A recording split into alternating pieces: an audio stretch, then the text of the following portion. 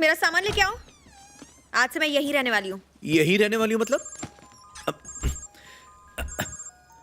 Hello, हाँ स्मिता जी। स्मिता जी, क्या हो गया स्मिता जी? हाँ?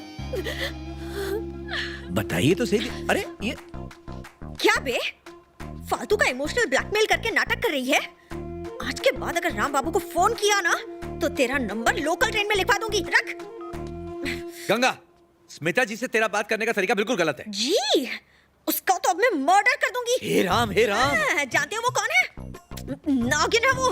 गंगा भाई प्लीज, मैं स्मिता जी के बारे में कुछ भी बुरा नहीं सुन सकता हूँ। प्लीज मेरे सामने ऐसी बातें मत करो। जानती हो कितनी अच्छी है वो? अच्छा, कितनी अच्छी है? वो अपने से ज्यादा अपने आसपास रहने वाले लोगों के बारे में सोचती है। अरे इंसान तो इंसान, जब उनके कुत्ते को चोट लगी तो उन्होंने 2 दिन खाना नहीं खाया। अपने जन्मदिन पे अनाथ आश्रम में जाके लोगों को मिठाइयाँ और खाना खिलाती हैं। और इतनी अच्छी स्टिल फोटोग्राफर भी तो है। कभी उनकी फोटोग्राफ्स का कलेक्शन देखा है तुमने? फोटोग्राफर तो मैं भी हूँ राम बाबू, लेकिन मेरे मन की फोटोज देखने में तुम्हें कोई इंटरेस्ट नहीं है। गंगा भाई बुरा मत मानना, तुम मेरी बात समझ नहीं रही हो। मैं आम बोल रहा हूँ, तुम इमली समझ रही हो। स्मिता जी के बारे में तुम्हें एक खास बात बताता हूँ। अगर बरसात में ज्यादा बारिश हो जाए तो भी उनके आंसू निकल आते हैं। वो तो चाहती होगी कि बाढ़ आ जाए और मैं उसमें बह जाऊं। इसमें भी उसकी कोई साजिश है, लेकिन तुम्हें दिखाई नहीं देती। एक नागिन यही करती है, अपने वश में करने के लिए फन फैलाती है।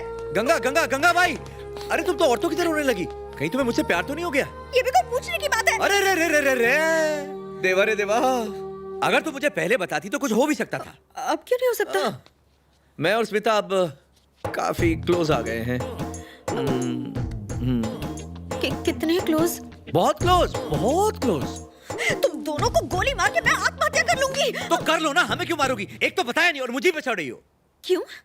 तुम्हें ये कैसे पता चला कि उसे कुत्ते, बारिश, गरीब बच्चे पसंद है? जा कहाँ रहे हो? उसने बताया तुम्हें? तुम्हें खुद पता चला ना? मैं एक लड़की हूँ, ऐसे कैसे मैं खुल के बता देती? वैसे भी मैं एक एक्स्ट्राऑर्डिनरी लड़की हूँ। एक्स्ट्राऑर्डिनरी? हाँ। गंगा भाई अगर बुरा ना मानो तो तुमसे एक बात कहनी है, कह दूं क्या? दुनिया की हर लड़की ऑर्डिनरी होती है। तुम खुद को एक्स्ट्राऑर्डिनरी समझती हो क्योंकि हम जो है ना तुमको उस नजर से देखते हैं और कुछ नहीं। वो कहते हैं ना, अगर किसी पे दिल आ जाए तो गधी भी परी लगती है, और 3-4 पैक पीने के बाद तो एक्स्ट्राऑर्डिनरी का बाप लगती है। अगर कोई रोमांटिक गाना सुन लो तो ऐसा लगता है तुम्हें सामने बिठाकर लिखा गया है। आंखों में लगा काजल दिल पिघला देता है। एक बार देख लो तो बार बार देखने को मन करता है। सिर्फ एक छोटी सी स्माइल काफी है। तुम जैसी लड़कियों की वजह से ताजमहल बना के उसमें 2 नाइट 3 डे स्टे करने का दिल करता है।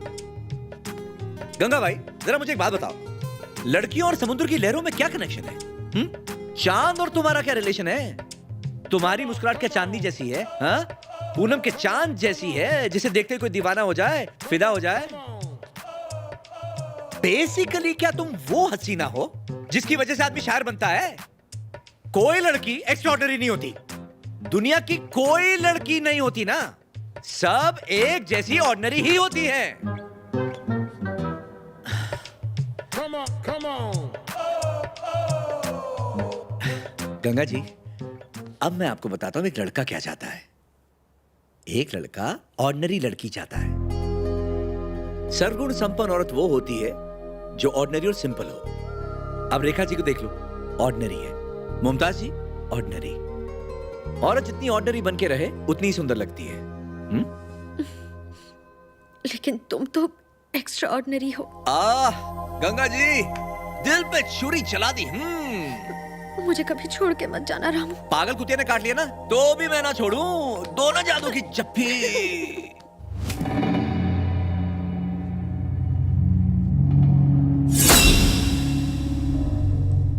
भांजे, कुछ भी कहो, यह आंदोलन तुम पर भारी पड़ गया है। तुम्हें राम बाबू को इंटरव्यू नहीं देना चाहिए था। मीडिया से कभी सीधी बात नहीं करते। काश तुम इंटरव्यू से मना कर देते।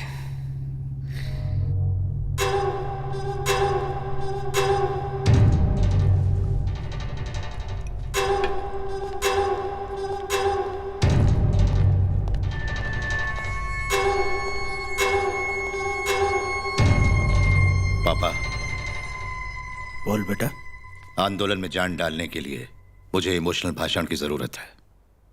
हाँ जीजा जी, उस भाषण में अगर कुछ रोना धोना भी हो जाए तो काम हो जाएगा।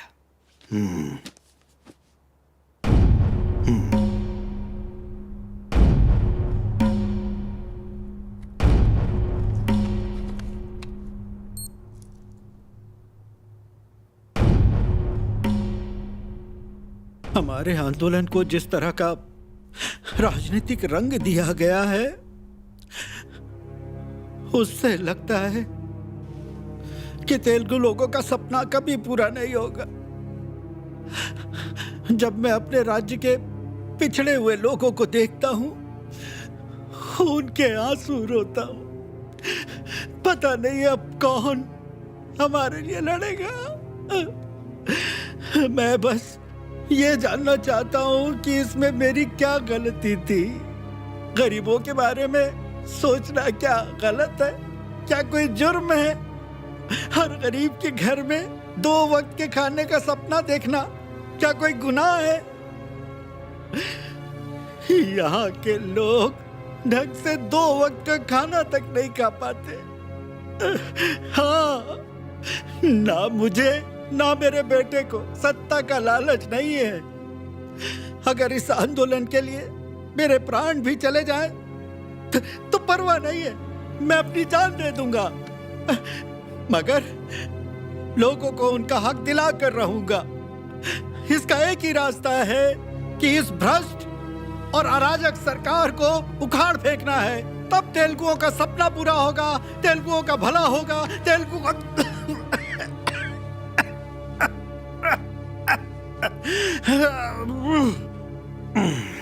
ठीक था ना? क्या भाषण था पापा, एकदम ओरिजिनल एक्सप्रेशन थे। मैं आपके जैसा कब बन पाऊंगा?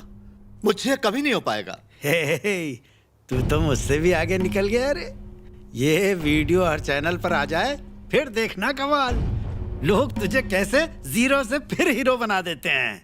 बस अब कुछ भी हो जाए, तू सीएम जरूर बनेगा, बन के रहेगा। मेरे पास एक आइडिया है पापा। बोल ना बेटा। ये भाषण अगर आपका आखिरी भाषण बन जाए तो?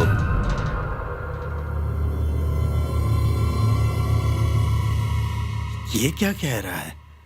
हैं? सीएम के ओहदे पर रहकर आपने काफी यश किया। क्या आप नहीं चाहते कि आपका बेटा भी दिमाग तो खराब नहीं हो गया है?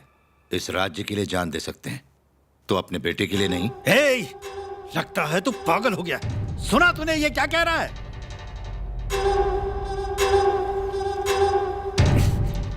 भांजे, और देर मत लगाओ, निपटा दो।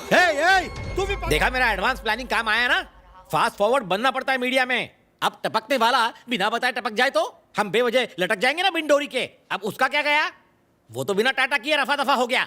हमने पहले से तैयारी नहीं की होती तो राम बाबू झपड़ मारता है, पलटी हो लेता है, और तू साले मेरी बदनामी करता है। बॉबी इधर आओ। मैं या ये? हाँ तुम आओ। अब ये किसी को व्हाट्सएप मत करना। चलो इस तरफ। Yeah, that's good. Go ahead. Smita जी, हाँ? ये हमारे चैनल को डुबोएगा। जैसे हमारे चैनल में न्यूज पढ़ी जाती है, मुझे पसंद नहीं है। लेकिन मैं थोड़ी ना न्यूज पढ़ता हूँ। लेकिन लिखते तो हो ना? हाँ। तो फिर जो तुम लिखते हो वही पढ़ा जाता है। अरे ऐसा क्या लिख दिया? तुम्हें नहीं पता क्या लिखते हो? पता नहीं है? चलो तुम्हारी न्यूज पढ़ते हैं। कौन डरता है? हाँ चलो मर चलो गया। आइए।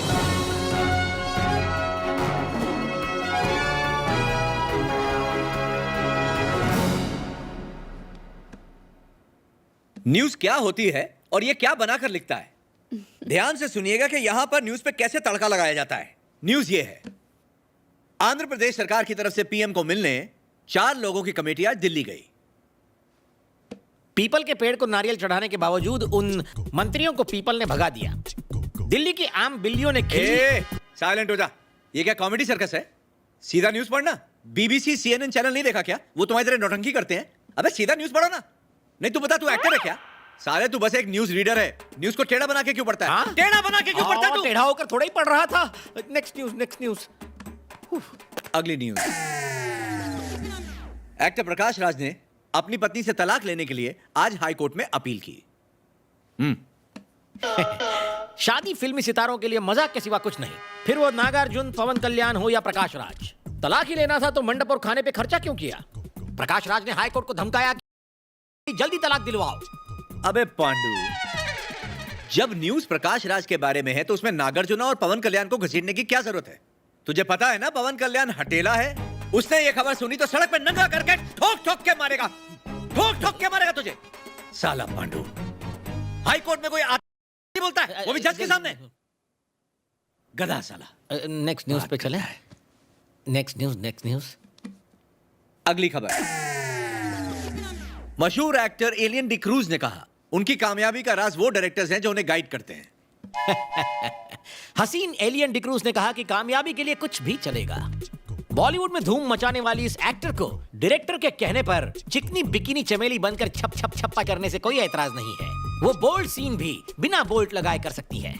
ओए, ऊपर वाले ने मुंह दिया है तो जहां चाहा वहां गटर का शटर खोल दिया। बेचारी एलियन ने क्या कहा, तुम क्या बोल रहे हो? भानु! अबे सेम टू सेम बोलने की क्या जरूरत है?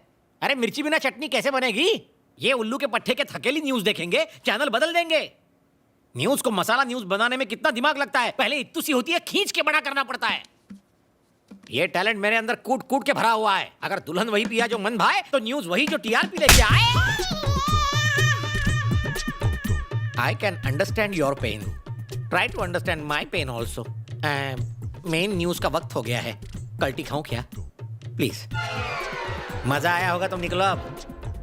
राज्य में एमएलए की टूट फूट से नए समीकरण बन रहे हैं। क्या तेलुगुओं का आंदोलन राजनीति बदलेगा? क्या जवाहर शिंदे के बाद राणा शिंदे सीएम बन पाएगा? राणा शिंदे इस बार अपनी सरकार बना पाएंगे या नहीं, इस बात पर बहस अब भी जारी है। असेंबली में नया प्रस्ताव रखा गया जिससे राजनीति में नया मोड़ आने की उम्मीद है। सीएम ने सारे एमएलए को आज बुलाया है। कहा जाता है कि असली जीत तो अब शुरू होगी।